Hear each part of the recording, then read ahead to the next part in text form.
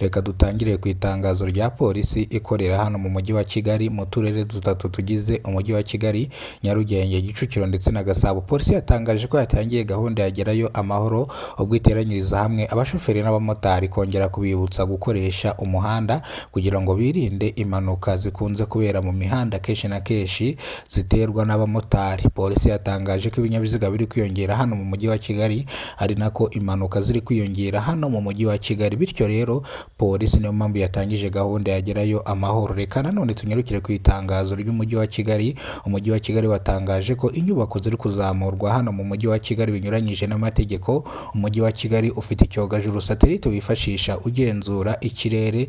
Bityo rero abantu muri kubaka inzu mu mujyi wa Kigali mukoresha igishushanyo mbonera kandi mwubaka inzu mufite icyangombwa kibemerera kubaka inzu, kubera ko hari abantu baheruka kugaragara bubatse inzu mu buryo butemewe n'amategeko.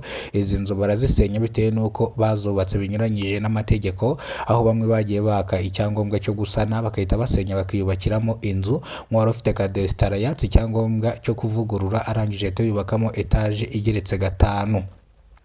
Bityo rero umujyi wa Kigali ukaba bavuze yuko umuntu wese uzubaka inzu binyuranyije n'amategeko hano mu mujyi wa Kigali, inzu ziwe izasenwa cyangwa inzu yiwe bazayisenya. Kandi umujyi wa Kigali uri maso. Umujyi wa Kigali urashinza inzego z'ibanze kurya ruswa kugira ngo bemerere abaturage kubaka binyuranye n'amategeko. Bivuze ngo n'ubundi inyubako yo ziri kubakwa abagitifu b'utugari ukamanuka ukagera kuri ba mudugudu na mutwara sibo, ibi bintu baba bizi ko inyubako iri kubakwa, ariko kubera akantu kabitugu kwahabaye ibi ngibi nibo bitangemo raporo. Bivuze ngo rero umuntu wese uri kubaka hano mu mujyi wa Kigali akoresha igishushanyo mbonera cyangwa inzu yiwe azasange mu gitondo yasenwe bitunguranye. Ini ncamake y'amakuru, nimba rwo bwa mbere ugeze ko no muyoboro wa Kidasamura TV Rwanda, kora subscribe, fungura inzogera kugira ngo uzajye ubasha kubona amakuru mu gihugu cy'u Rwanda kandi yizewe.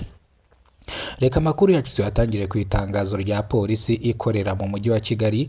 Polisi ikorera mu mujyi wa Kigali yatangaje ko yatangiye gahunda ya Gerayo Amahoro, ubwo polisi ishyira hamwe abashoferi ndetse n'abamotari ikongera kubibutsa gukoresha umuhanda kugira ngo birinde impanuka zikunze kubera mu mihanda, cyane cyane zikunze guterwa n'abamotari. Polisi y'u Rwanda yashyize amategeko mashyashya hanze n'amabwiriza mashyashya abashoferi bagomba kubahiriza ndetse n'abamotari ndetse n'abanyamaguru bakoresha umuhanda. Aya mategeko mwese arabareba. Abanyamaguru bakunze gukoresha umuhanda ugasanga bari gucaracara mu muhanda kandi hari agahanda k'abanyamaguru kashyizweho. Aba banyamaguru rero bagenda bambuka bakambukira n'ahatabigenewe, zebra crossing ibihari, ariko bakambukira hirya yayo cyangwa ugasanga banyuze muri zebra crossing ugasanga barabagonze. Ibi ngibi biteje impanuka. Mu minsi iri imbere hari ubwo abanyarwanda bose bazabazi amategeko y'umuhanda, nk'uko bigeze kuvuga yuko abanyonzi bose bagomba kwiga amategeko y'umuhanda kugira ngo bakoreshe umuhanda. Turavuga abanyonzi nyine bakora akazi ka buri munsi batwara abantu n'ibintu ku magare,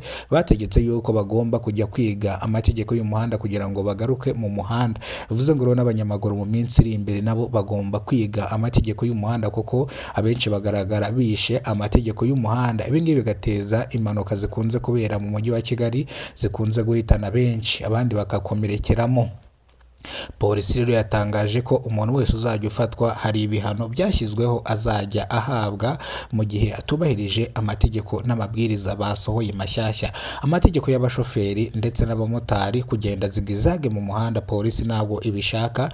Nufatwa uzacibwa amande menshi cyane. Bivuze ngo hari ibihano bigenera umuntu urimo wangiza amategeko y'umuhanda. Kujarajara mu muhanda babyita jeunesse circulation. Ibi ngibi bihanishwa igihano cy'ibihumbi 25. Fatwa iki gihano kirahari ngo kiragutegereje kugira ngo kiguhane. Ayo no mategeko mashyashya polisi yatangaje.